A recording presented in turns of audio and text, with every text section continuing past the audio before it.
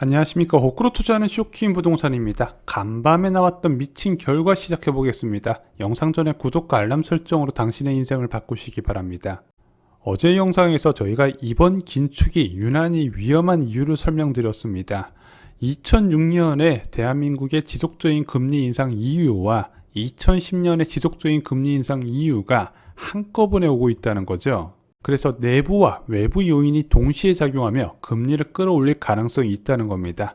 1차로 가계부채 억제를 위한 코로나19 비상조치로 1.25%까지 내년 1월까지 올라갈 확률이 있습니다. 그리고 2차로 물가 불안 대처를 위한 기준금리 인상이 1.75%까지 올라갈 거란 전망이 있습니다. IB마다 다른데 지금 내년에 1.5에서 1.75%인데 물가가 높게 된다면 1.75%까지는 예상을 하셔야 됩니다. 자, 그런데 보통 한국은행에서는 여기서 더 올리고 싶지 않아 할 거예요. 왜? 금리가 올라갔을 때 각 경제 주체가 받는 충격을 감안해서 더 안 올리고 싶어 하겠지만, 자, 3차로 미국 긴축에 따른 추가 금리 인상을 예상할 수 있다는 겁니다. 그래서 기준금리가 2% 이상까지 올라갈 가능성도 염두를 해두셔야 되는 거예요. 그래서 미국의 긴축이 빠르고 강할수록 대한민국 부동산도 위태할 수 있다는 부분입니다. 자, 그런데 미국이 긴축을 한번 결정할 때 굉장히 극단적으로 결정하는 경우가 많이 있다 말씀드렸죠. 거의 산모양 수준으로 굉장히 자주 빠르게 올리는 경향이 있더라. 그래서 앞으로 대한민국의 기준금리 상단은 미국의 금리 결정으로 이루어질 것 같은데 그것이 심상치 않을 것이다. 오늘 영상을 보시면 좀 이해가 되실 겁니다. 자, 그동안 연준은요, 높은 인플레이션 압력에도 불구하고 꿈쩍하지 않고 제로금리 정책을 지속시켰습니다. 왜? 금리 인상 조건에 아직 도달하지 않았다는 거예요.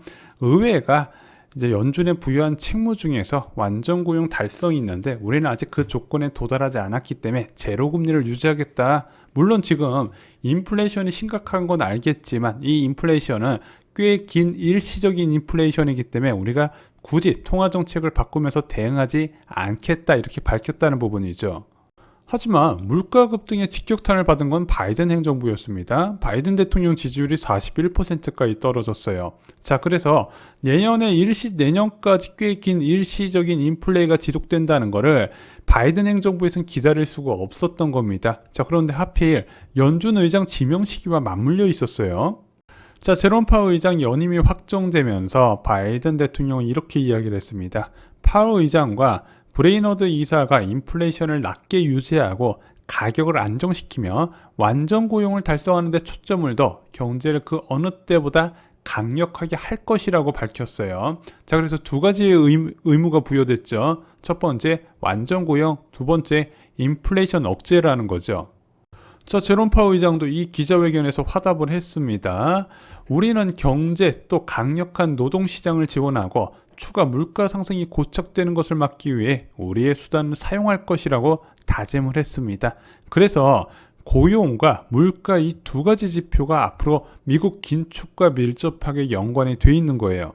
자, 그런데 어젯밤에 서프라이즈가 일어났습니다.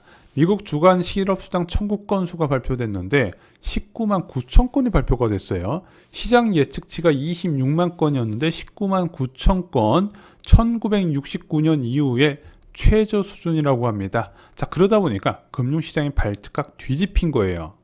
자, 올 7월부터 미국에서 구인난이 심각하다는 이야기가 여기저기서 나와요. 그래서 임금을 올려줘도 사람 구하기가 힘들다. 그러다 보니까 생산시설이 제대로 가동되지 않는다는 얘기가 나오고 있습니다. 자, 그래서 2008년 이후에 직장이 부족해서 실업난이 지속됐던 것과 다르게 지금은 직장은 많은데 사람이 없어서 제대로 된 고용이 안 되고 있네. 그럼 당연히 완전 고용은 시간 문제다 이렇게 생각을 했는데 생각보다 매월 발표되는 미국 비농업 고용지수가 개선세가 시원찮았단 말이에요. 특히 8월달과 9월달은요 시장 전망치의 3분의 1 수준도 안 나왔단 말이죠. 자, 그런데 이번에 주간 실업수당 청구 건수 발표로 강한 고용시장 회복세가 나타내는 첫 신호다 이렇게 보셔도 될 것 같다는 겁니다.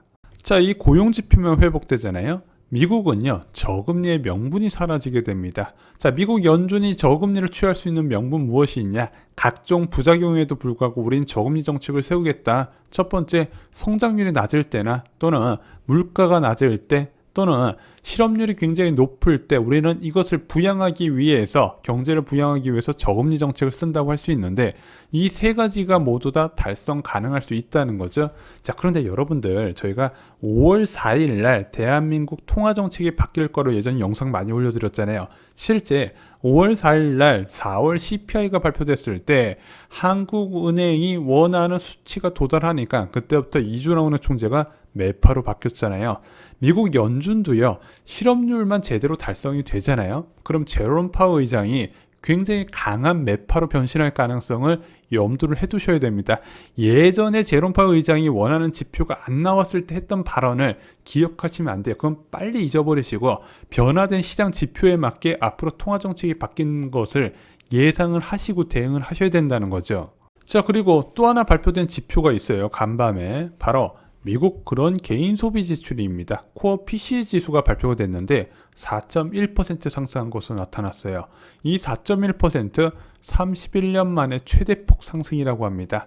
자, 이 그런 PCE 지수는요, 연준이 통화정책을 세울 때 참고하는 주요 지표 중 하나예요. CPI하고 차이점은요, CPI 같은 경우는 직접 지출만 이제 참고하는 사항인데, 이 PCE 개인 소비 지출 같은 경우는요, 간접 지출까지 포함해요. 예를 들어 집세가 나간다든가 또는 보험료가 나간다든가 이런 부분까지 포함을 해서 더 신뢰를 하는데, 이게 무려 4.1%나 올라갔다는 거죠. 자, 그래서 일시적 인플레의 주장은 점점 약해진다. 그러면은 저금리에 대한 명분도 없어지고 일시적 인플레라고 했는데 그 주장도 점점 힘을 못 받고 있다는 거죠. 물론 옐런 재무부 장관은 내년 하반기에 물가 안정화를 기대한다고 계속해서 꾀꼬리처럼 이야기하고 있어요. 2022년 하반기에 월간 물가 상승률 중기 목표인 2% 내외까지 하락할 것으로 기대한다. 지금 4%가 나타나는데 6개월 뒤에 2% 수준까지 떨어진다? 왜 그런가, 왜 그렇게 생각하나 봤더니 노동자 일자리 복귀와 공급 차질 완화 등의 이유를 들었는데 가능할까요? 안 가능할 것 같죠? 자, 왜냐면은 그런 개인 소비 지출에 크게 영향을 주는 게 바로 집세 부분입니다. 무려 16% 비중이나 차지를 하죠. 자, 그런데 코로나19 상황에서 완화적 통화정책의 부작용으로 주택가격이 끝도 없이 올라가고 있습니다. 자, 한국은요, 워낙 장기간 동안 올라갔지만 미국은 집값 오른 지 솔직히 얼마 안 됐거든요. 한번 주택가격이 이렇게 올라가게 되면요, 굉장히 장기간 그 추세를 이어가는 특성이 있습니다. 그러면은 집세도 같이 따라 올라가게 될 거예요. 그리고 집세뿐만 아니라 서비스 요금 비중이 무려 64%나 되는데, 최근 원자재 가격 급등 요인으로 물가 인플레이션만 보시는 분이 있는데, 원자재 가격이 오르게 되면 공산품 가격, 그리고 그것을 시차를 두고 서비스 요금에 반영이 됩니다. 그래서 중장기적으로 서비스 요금 인상 압력도 계속 가속화될 거예요. 그래서 미국의 물가가 내년 하반기부터 안정될 거라는 부분에 저는 동의를 하기 어렵고, 지금 그런 쪽으로 베팅하는 사람들이 점점 늘어나고 있습니다. 자, 그런데 여러분들이 주의하셔야 될 게 있어요. 여러분들 물가 불안에 대응하는 연준의 모습 생각나신 적 있으세요? 없으실 거예요. 워낙 오래된 이야기예요. 물론 2016년부터 2018년까지 분기마다 한 차례씩 천천히 올렸던 연준의 통화정책 기억나실 겁니다. 그때는 물가 불안에 대응하기 위한 연준의 모습이 아니었어요. 왜냐면은 그때는 물가가 지금처럼 불안하지 않고 그냥 노동시장 회복만 보고 지속적으로 금리를 올렸다는 거죠. 그런데 물가 불안에 대응하는 연준의 모습은 어떤 거다? 바로 이런 모습입니다. 2004년 1% 기준금리가 2006년에 5.25%까지 올라가게 돼요. 2005년에는 미국이 한 해 동안 8차례 기준금리를 올리게 됩니다. 왜 이렇게 급격하게 그리고 무식하게 올렸을까요? 물가 불안이 나타나니까. 2005년에 물가 CPI가 3% 전후까지 치솟으니까 계속해서 금리를 올리면서 대응을 했다는 거죠. 자, 더 설명 안 드리겠습니다. 이럴 가능성도 이제 염두를 해두셔야 돼요.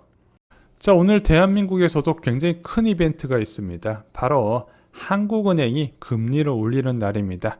11월 25일 날 8월 금리 인상 3개월 만에 또다시 금리를 올리게 됩니다. 3개월 만에 기준금리 인상 부분 10년 동안 없었던 일입니다. 그래서 부동산 시장은 연속된 금리 변화의 영향을 받고 이것으로 적지 않은 영향을 받을 것이다. 부동산 가격이 더 상승하기 힘들고 고점이 형성될 것이다. 이렇게 말씀을 드렸습니다. 그런데 이것이 끝이 아니라 앞으로 더욱 높게 올라갈 가능성을 계속해서 경고를 드립니다.